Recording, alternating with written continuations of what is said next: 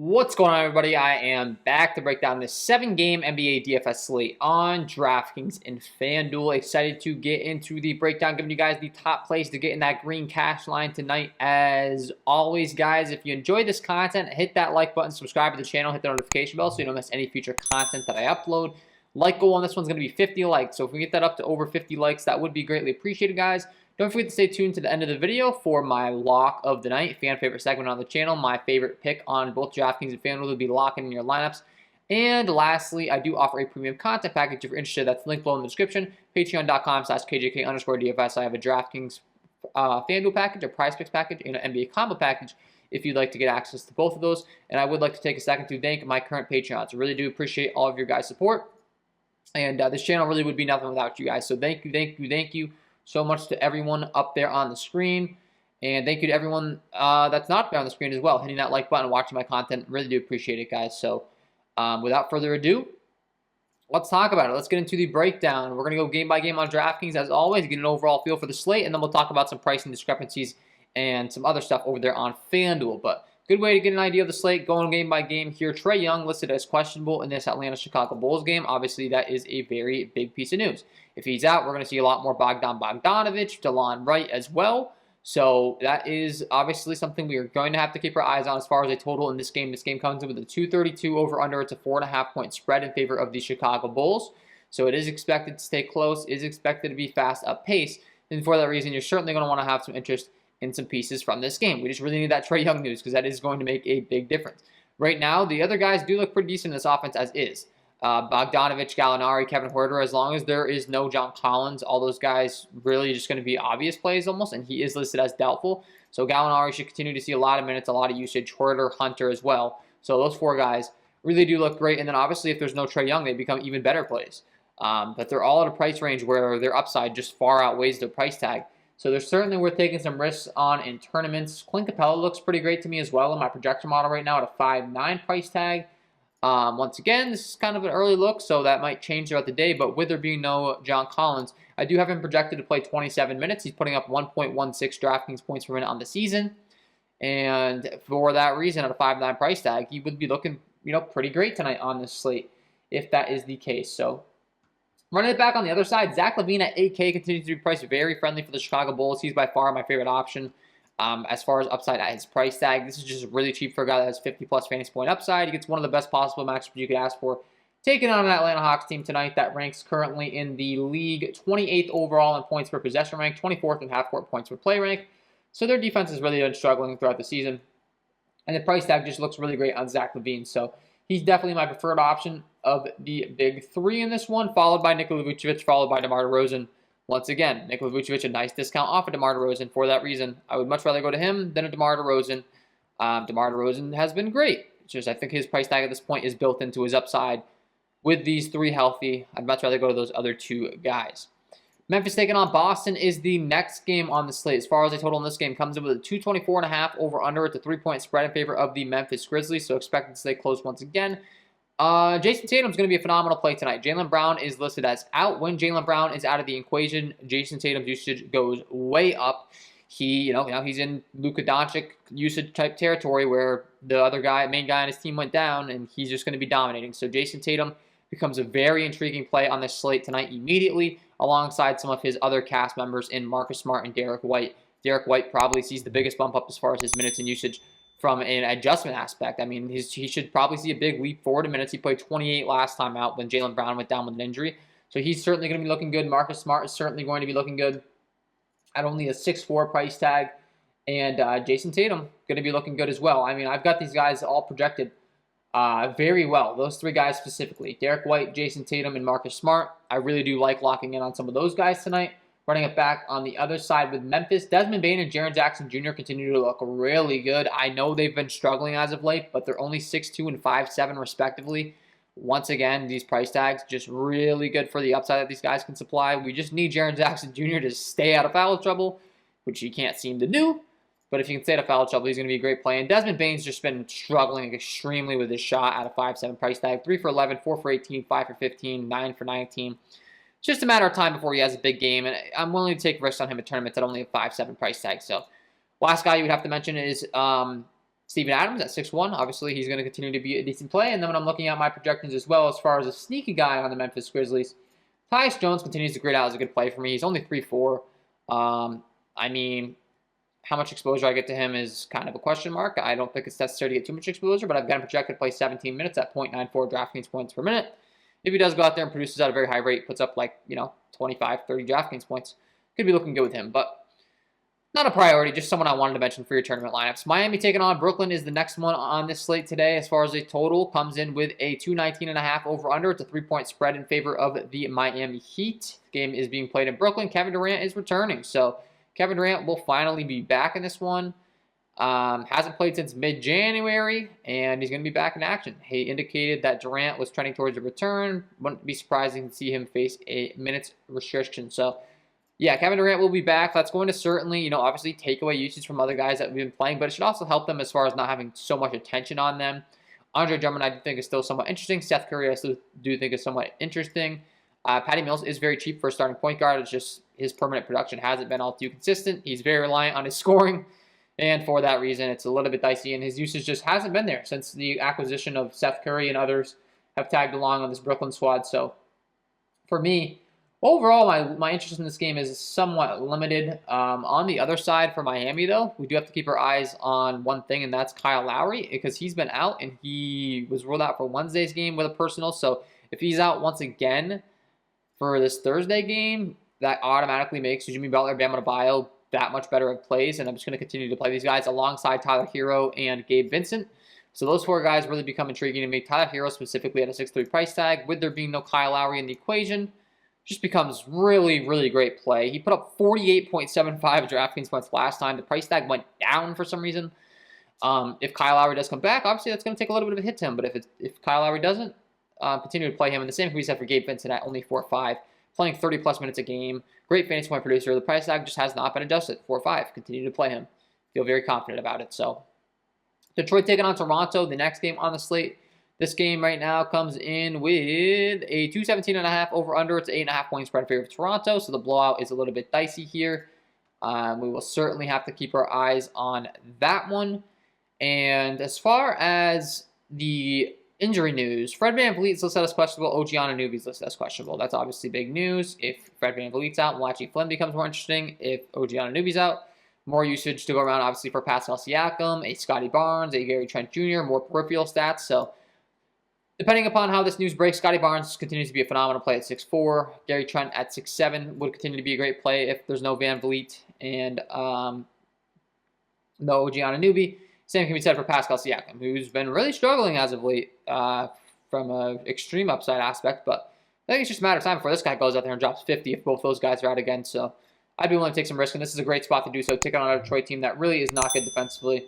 Looking at my defensive half-court and putback tool over here, my premium content sheets, I can see that Detroit ranks 25th overall in points per possession rank, 28th in half-court points per play rank, 20th in offensive rebounding percentage rank, and 20th in half-court percentage of plays rank. So, like targeting them for sure. And then running back on the other side, it's pretty simple with Detroit. It's Cade Cunningham, it's Jeremiah Grant, it's Sadiq Bey, and Isaiah Stewart, and then as well as Jeremiah Grant. So, really, really simple when it comes to targeting the Detroit Pistons. And for some reason, yeah, there he is, Jeremiah Grant. I was going to say, I'm not seeing Jeremiah Grant. So those are the guys you're looking to lock in your lineups. They all play a lot of minutes. They all have a prominent role. And if the game stays close, they all should have the upside to get you there.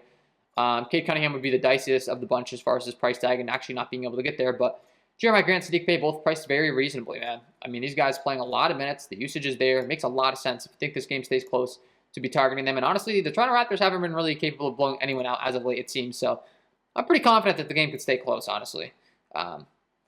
Saying that out loud, it probably won't now. And the NBA has been full of blowouts. But just being honest, I think it stays close. So Klay Thompson listed as questionable in this Golden State Warriors game. He expects to play Thursday, so he will be back. That's obviously going to cut into the usage of some other guys on this Golden State Warriors squad. They're not going to become nearly as much priorities as they have been the last couple games. Guys like Stephen Curry, Andrew Wiggins. Now the usage is going to be a little bit more condensed. This game does only have a 219 over-under. For that reason, it's going to be one of my least enticing games on this slate tonight. As far as anyone that I'm looking to really go to in my projection model right now, I do think Klay Thompson would be my favorite at a 6'5 price tag. I've got him projected to play 29 minutes. He's putting up 1.16 DraftKings points per minute on the season at the 6'5 price tag. That does make him look pretty intriguing. There's some other guys in that price range that have maybe a little bit more minutes upside, though, like on the Boston Celtics, Derek White, Marcus Smart that we talked about. So that's a debate you'll have to have. Tyler Hero at only 6'3", too, if there is no Kyle Lowry. But Klay Thompson falls right in there with those guys, so not a bad play. And as far as anyone else that I'm looking to in this game, Otto Porter Jr. at 4K looks decent. Jordan Poole at 5K looks good to me right now, but I think that's because I have to do some tweaking in my projections. I mean, maybe not. I've got a projected play 27 minutes right now, and he's 5K, puts up 0.96 DraftKings points per minute. But I have a feeling that I might take those minutes down with Klay Thompson being back here as the day goes along, so I'm not going to rely on that projection right now. And overall, I just really don't have that much interest in this game, man. Dorian Finney-Smith at 5'2", playing a lot of minutes if you want to go there. And Jalen Brunson continues to be the secondary option to Luka Doncic with a lot of upside, so I don't mind that. And then Spencer Dinwiddie, the same can be said to him. A lot of usage off the bench, so I mean, taking some darts on those guys, I don't mind. Luka Doncic obviously has a huge ceiling, but he's 12-2, and there's some other guys that have a huge ceiling and some big usage bump spots, such as a Jason Tatum, that are in much better spots than taking on the Golden State Warriors team, who ranks, I believe, #1 in defense still in the league. Looking at my defensive half-court and putback tool, yes. #1 overall in the half-court points per play rank, so. Sacramento taking on the San Antonio Spurs. This one should be a track meet, man. I was looking at the pace earlier before the video, and the San Antonio Spurs rank #4 in the league in pace, and the Sacramento Kings rank #7 in the league in pace. So obviously going to be a track meet, going to be a great up-pace game environment that we're going to be wanting to target a ton of from a fantasy point environment. And the good news is the usage and the minutes have been pretty locked in here. Kings continuing to roll out a Trey Lyles, Sabonis, Barnes, Holiday, Fox lineup. The Spurs, Murray, Vassell, McDermott, Johnson, and Jakob. I'm going to love the pay-up options in this game. The top three, DeJounte Murray, Domantas Sabonis, and De'Aaron Fox, all high usage players and high upside game environment. Going to be looking phenomenal. Domantas Sabonis continues to be a guy I've just been playing a ton of. Last time he finally didn't get into foul trouble, but the game turned into a blowout. So he's been putting up mid-40s plus and getting into foul trouble and being involved in blowouts. So if he can just put together a game where it's a fast up-paced game, he doesn't get in foul trouble, all the above, I mean, Domantas Sabonis could absolutely crush here. So I do like going to some Sabonis. Obviously, De'Aaron Fox, obviously going to be another great option, playing a lot of minutes, a lot of usage for him as well. Like those guys, Jakob, Harrison Barnes, Keldon Johnson, all these guys, man, that are playing a lot of minutes in this game. And that's the thing. The minutes are pretty solid on both sides. We know where the minutes are going. Popovich can be a little bit dicey at times with them, but as of late, man, they've been consistent. Trey Lyles at 4K on the Sacramento Kings has been getting the start. He's the one that's probably a little bit diciest as far as his actual minutes. Jimmy Lamb off the bench at 3.9 continues to be a decent play for me in my projection model on the Kings, playing a lot of minutes off the bench at times. A little bit of a flexible guy. And as far as anyone else I'm looking to, Davion Mitchell at 3.8, I think is really intriguing as well. He's only 3.8. He puts up 0.80 DraftKings points per minute. I've got him projected to play in the mid-20s, so I think that's pretty intriguing in a fast, up-paced game. Josh Richardson, the same can be said for him at 3.4 on the San Antonio Spurs. So if you're looking for some more riskier options, that might pay off for you. Those are some guys you can be looking to, but I mean, Josh Richardson played 7 minutes last time out, so take that with a grain of salt. It's certainly risky. And yeah, Harrison Barnes looks great. All these guys, man, just loading up on it. Domantas Sabonis, I just think Domantas Sabonis looks phenomenal, man. Guy's been really good. Price tag just hasn't been up enough, in my opinion. If you can stay out of foul trouble, looks really, really good. So, LA Lakers taking on the LA Clippers. Comes in with a 216.5 over/under. It's a 3-point spread in favor of the LA Clippers. The Lakers have been dreadful as of late. They have no Anthony Davis still. LeBron James is listed as questionable. So keep your eyes on that. He's been listed as questionable for all of these games, and he continues to play. He did have the day off yesterday, so I anticipate that he's good to go in this one. Really great usage going around his way when there was no Anthony Davis, but as of late, it's been somewhat capped. He's been playing putting up like 50 DraftKings points every single time out. We need like 70 out of him at this price tag. Once again, we have a guy in Jason Tatum that's priced at 10K, I believe, that I would probably lean towards going to. Where's Jason Tatum at? Yeah, 10K. I'd much rather go to Jason Tatum right now, just the price discount and the upside he's expected to get with no Jaylen Brown. But LeBron James is right there, man. LeBron James is right there, and I'm going to have to take LeBron James over Luka. A little bit of a faster game environment. Russell Westbrook at 8.2 continues to be a guy that I'm just not playing. He put up 37 DraftKings points last time out, had a decent game, but 8.2 is just too expensive over on FanDuel. I know he's cheaper, we're going to have that discussion. I probably will just continue to not play him. I've been very honest about that on the channel. If he has a good game, it's going to stink for me. If he has a bad game, hopefully 50% of the field is burnt and I win a lot of money because that's just how, that's my approach here. Reggie Jackson, if Ivica Zubac continuing to play a lot of minutes at 7'9" and 6'5" respectively. So I do think Ivica Zubac continues to be an interesting play for sure. Really great fantasy point producer. You get a revenge narrative here. He only played 18 minutes against this same team last time out, but he had 4 personal fouls. I don't know. He's played a lot of minutes against Houston, though, in that matchup. So the Clippers have been a little bit unpredictable in the rotation. So I'm just going to assume he still has that full allotment of minutes. And secondary options on the Lakers are Carmelo Anthony, Malik Monk. Both really cheap for the upside that they're going to supply, with them really needing to step up now with the Lakers being shorthanded. So I do like going to them in their tournament lineups. And then you have Dwight Howard at 3'8". Only played 4 minutes last time out, so I'm not too sure I'm too excited to be playing him. They've been going to a lot of Austin Reeves in the equation. Now they've signed on a DJ Augustine and someone else as well. DJ Augustine and someone else, I forget. And in the rotation here, Wayne Ellington, DJ Augustine, Wenyen Gray-Brule were the available, yeah. So, but overall, really looking to stick to the Russell Westbrook, Malik Monk, LeBron James, Carmelo Anthony is the world for this game for the LA Lakers side, and that is my overall breakdown. Of course, I got to go over to FanDuel before I let you guys go. We'll talk about FanDuel. Let's pull this up here. As far as the top guys, so obviously we just went over it, we reviewed it, but there are going to be some pricing discrepancies. Derek White at 5'7" is a guy that immediately pops off the page to me. He does only have point guard eligibility, but you take Jaylen Brown out of the equation, 5'7". He does look very good to me over here on FanDuel. A guy that puts up 1.01 FanDuel points per minute on the season. I've got him projected to play 32 minutes tonight. That's going to be looking very good. Jason Tatum at 9'4" looks phenomenal over here. Definitely a guy that I am going to want to be getting exposure to at 9'4". Domantas Sabonis at 9'2". Already talked about him. Yeah, another guy that I really do like on this slate tonight. Bam Adebayo, especially if there is no Kyle Lowry, will continue to have a lot of usage against this Brooklyn squad at a 9.9 price tag. He's going to look like a great play. LeBron James, we talked about as a pay-up option. If you want to go up to 10.6, certainly does make sense. Kevin Durant, I would not be playing at 10.4 in a somewhat limited role. Scotty Barnes at 6'6 will continue to be great, especially if there's no OG Anunoby in this one. Robert Williams at 7'6 is a guy I really like playing on FanDuel. We get the 3 points for blocks and steals. Jeremiah Grant, Harrison Barnes we talked about. Keldon Johnson at 5'9", in that fast up-tempo game environment for the Spurs. He is very scoring reliant. He can be very streaky, but we know the upside's there at this price tag. So for that reason, makes a lot of sense to be going to him in your tournament lineups. We talked about all those Atlanta secondary options. So, the Danilo Gallinari's of the world, the Kevin Huerters of the world, the DeAndre Hunters of the world, and the Bogdanovich. All those guys will certainly look good, especially if there's no Trae Young in this one. So keep your eyes on that. Really will like those guys. Zach LaVine continues to be way too cheap over here on FanDuel. He's just a guy that seems like we're playing every time over here. He's only 7'7". Very easy to be fitting in your lineups for a guy that has 50-plus FanDuel point upside, which makes it really easy on us to want to get him.